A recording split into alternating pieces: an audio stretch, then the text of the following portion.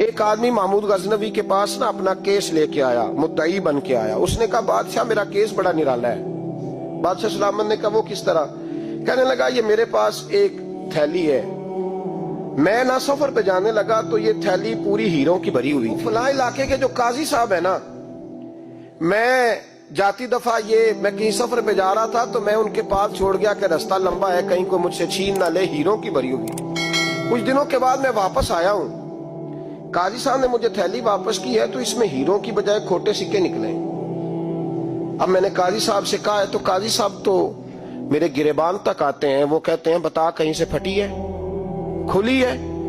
وہ جس طرح ٹانکے لگا کے تو نے سی تھی اسی طرح لگے ہوئے ہیں کہ نہیں؟ تو حضور لگے بھی بالکل اسی طرح ہے، نہ پھٹی ہے نہ کھلی ہے. اب میں لٹ گیا ہوں، میری کل عمر کی کمائی ضائع ہو گئی، کھوٹے سکے کہاں اور ہیرے کہاں؟ تو مہربانی کریں اور آپ کی بارگاہ میں اللہ رسول کے نام پر حلف دیتا ہوں کہ میں ہوں بالکل سچا. محمود غزنوی کہنے لگے تو جا، تھیلی چھوڑ جا، اور جب میں تجھے بلاؤں گا پھر دوبارہ آنا. وہ شخص چلا گیا. محمود غزنوی اٹھے، دربار برخاست کیا، لوگوں سے کہنے لگے چلے جاؤ، میں 3 دن کے لیے سیر کرنے جا رہا ہوں، 3 دن کے بعد لوٹوں گا. اکیلے جب رہ گئے نا محمود دربار میں تو محبوب نے چھری منگائی. وہ جس تخت پہ بیٹھتے تھے وہاں گدا بچھا ہوا تھا، یہ گدا پڑا ہے نا، وہ گدا بچھا ہوا تھا. محمود نے چھری کے ساتھ اس کو پھاڑ ڈالا اور چھری جیب میں رکھی نکل گئے. کہنے لگے میرے بعد کوئی میرے دربار والے احاطے میں داخل نہ ہو. محمود چلے گئے.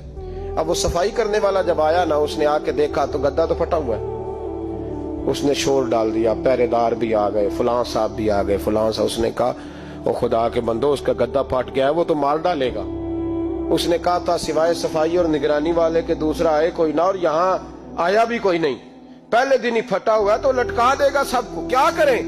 شور ہو گیا، سارے دربار کے ملازمین اکٹھے ہو گئے. ایک بندہ بولا، کہنے لگا فکر نہ کرو، میں کیسے بندے کو جانتا ہوں، اس طرح سیے گا کہ جس نے پھاڑا ہوگا اسے بھی پتہ نہیں چلے گا کہاں سے پھٹا تھا. ایسا بہترین رفو کرے گا کہ پتہ بھی. اس نے کہا یار ہم سارے 1 مہینے کی تنخواہ دیتے ہیں، تو بندہ بلا.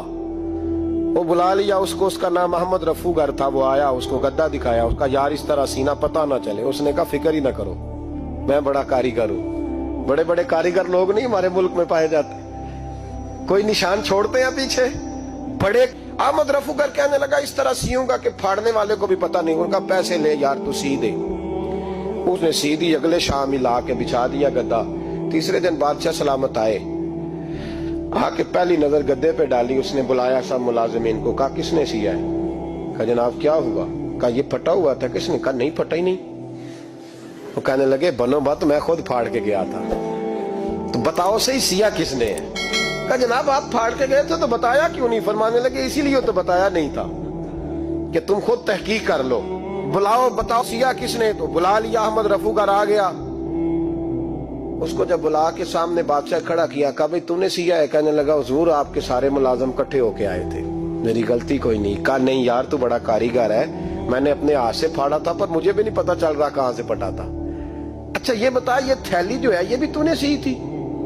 اس نے کہا جی آپ کے خادم کا ہی کارنامہ ہے، وہ فلانے علاقے کے قاضی صاحب آئے تھے، اس میں سے ہیرے نکال کے تو کھوٹے سکے بھرے تھے، تو مجھے بھی تھوڑا سا حصہ ملا تھا. محمود نے سارے گواہ بھی اکٹھے کر لیے، ثبوت بھی اکٹھے کر لیے. پھر قاضی کو بلایا، پہلے سارے ثبوت اور گواہ کیس حل کر لیا. پھر